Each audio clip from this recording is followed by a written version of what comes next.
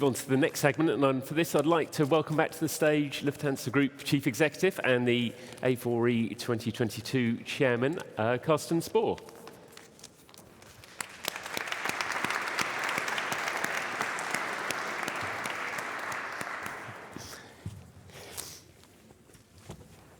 Carsten, this is your second time with the A4E chair hat on, is that correct?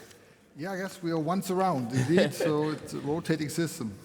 And when you had it in 2017, I mean, this industry always feels like it's facing challenges, but that 2017 must seem like a walk in the park compared to now.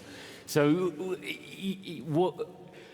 I know there's a long list of things to choose from, but what is it that is keeping airline CEOs awake at night now? Well, surely 2017 was a better year in terms of economics for us. We were making money and we're worried about operational bottlenecks. That was the biggest worry we had. But we founded this organization back then because we think it's important to bring the message across what aviation does to Europe. And if you would ask me to compare 2022, including the press conference we just had, to 2017, I would think we have made progress. Thomas and his team have made progress, but also the industry. And unfortunately, it took a global pandemic and now also a war to wake people up that freedom to move around, freedom to be in contact with other cultures, economies, nations, people is not a given. It's something we have to, some even fight for, the poor Ukrainians. In our industry, we have to work hard for to keep that alive. So when we wake up, my main worry still is competition. I'll wake up, and in my specific case, I'd wake up and think about the competition outside of Europe who operate in those countries where there is more support and more understanding of what aviation does to a national economy. And unfortunately, quite a few of my competitors are in countries where politicians and the public have much more discovered the importance of aviation than the environment we operate in. And that perception is interesting. As you say, with the pandemic sort of brought, and we've seen over these last 2 or 3 years, two different factors, I guess. One, the pandemic sort of showing the societal benefits of air travel, but then we've also had the rising sustainability becoming an even bigger priority for the public. So how do you think the industry sits now? Do you think its perception is better, and how can you affect it? I think there is a more balanced perception of those two, and I think we also need to understand it's not either or. These two things can work hand in hand. We can have connectivity, as Thomas said, and affordable air travel in Europe and beyond, but let's focus on Europe for a moment, and at the same time reduce the environmental impact, which, by the way, is not only CO2, it's also noise. People, I think, tend to forget that sometimes, not the people who live close to airports, but others.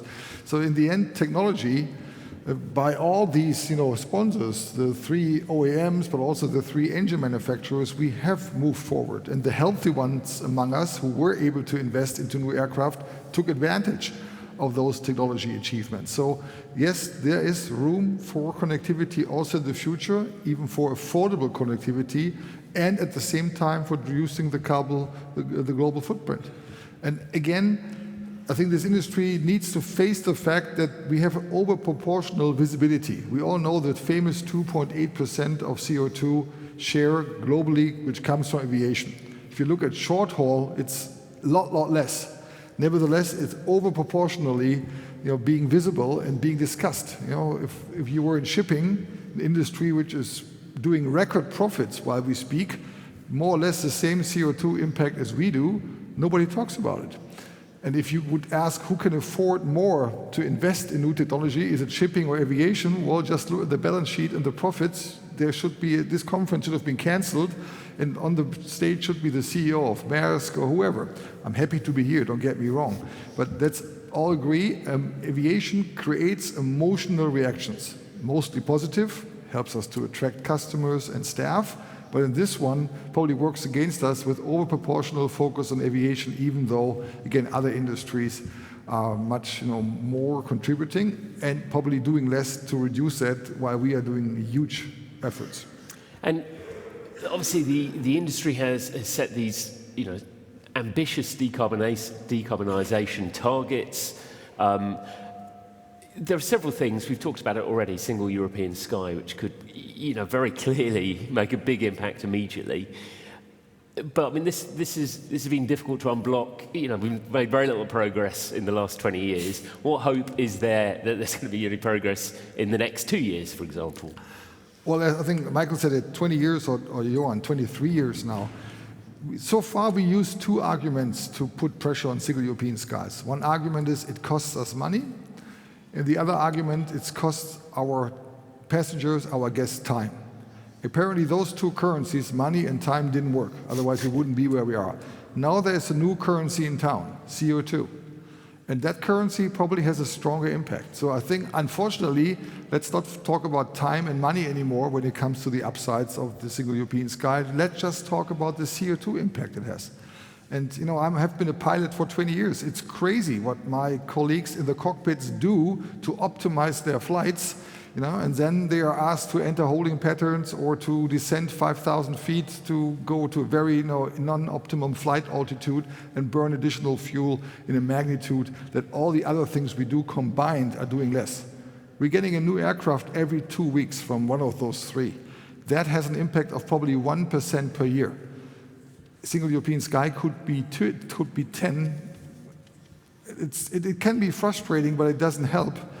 That's why I think we need to continuously talk about it, but we cannot use that. I think also, let's be honest, just because one is not moving, governments and unions on European skies, we cannot take that as an excuse not to do everything else, because in the end it all adds up. The 1% less CO2 because of buying new airplanes per year, 30% per airplane, you all know, is an effort, has an impact on the environment. We have a responsibility, so let's do that, but not stop talking about those who don't move. And in terms, just bringing it back to the pandemic and the recovery at the moment, obviously we've seen a gradual lifting in some of the probably more onerous travel restrictions in Europe. How much more do you need to see from policymakers to kind of unlock the recovery this summer? Well, my personal view, while I sit here on stage today, end of March, and this is always dangerous because somebody can record it and then will tell me half a year later why I was wrong. This will get a lot of dynamic in the next weeks and days. Switzerland, as of tomorrow, no more mask. And we will just decided that Lufthansa will allow Swiss to do that as of tomorrow, to take the mask off in many, many countries. The Americans talk about April 18th. I understand the likelihood is rising every day that they will drop the mask then. So I think we'll see that element, which is probably the most visible, being gone very quickly. And as long as the air conditioning is on in an airplane, which you all know it always is when you fly, you're safe in an airplane because the air conditioning takes care of the air every 2-3 minutes. So that I think is very visible.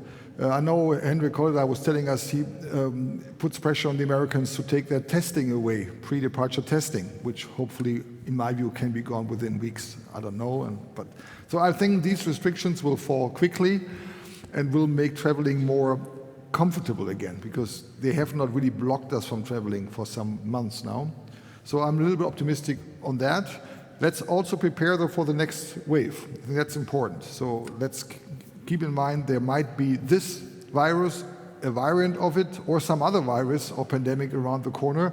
Let's, as we all do in aviation, learn from mistakes, talk openly about mistakes, and do it better next time. That's, as you all know, why the safety level is so high as it is, because we are open about mistakes in our industry.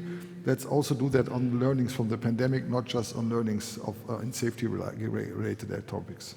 And do you think as an industry, actually one of the, I suppose, positive effects of it is that you now actually have greater dialogue with the whole health ministries, because obviously one of the big challenges in getting the messages across and being able to lobby was governments, it's very, very complicated, and you had health ministries, you had different agendas driving it. Do you think, if all the next, if there is another wave this winter, the industry is better prepared in how it can get its message across? Well, I could have lived without another ministry I need to visit in Berlin, to be honest. But Yes, I think, but this is only a small part of it. I think the governments around the world have rediscovered the importance of aviation. I think that's a more larger learning than the technicalities, how we have dealt with the ministries of health. I mean, the global supply chains have been not only kept alive by global aviation, they have been fixed by global aviation because they fell apart on ground transport. Ships, but also now trains. I mean, there's a train arriving in Germany every day from Russia, from Beijing. I don't think that train has arrived the last 35 days and probably will not arrive sometime. Ships are diverted. Shipping lanes are closed. So I think aviation has proven also on the cargo side that this world wouldn't exist the way we know it without aviation, one. Then people seeing each other, people visiting each other has been an element of peacekeeping. Even the German Vice Chancellor said a few weeks ago at a tourism fair, tourism is the opposite of war. For somebody coming from a party which 2 years before has used aviation and tourism only in one context, impact on the environment, that's a strong sentence. Flying is a part of peacekeeping. And while we sit here, if there wasn't a war in Ukraine, we would fly 4,000 Russian and Ukrainians to other parts of the world.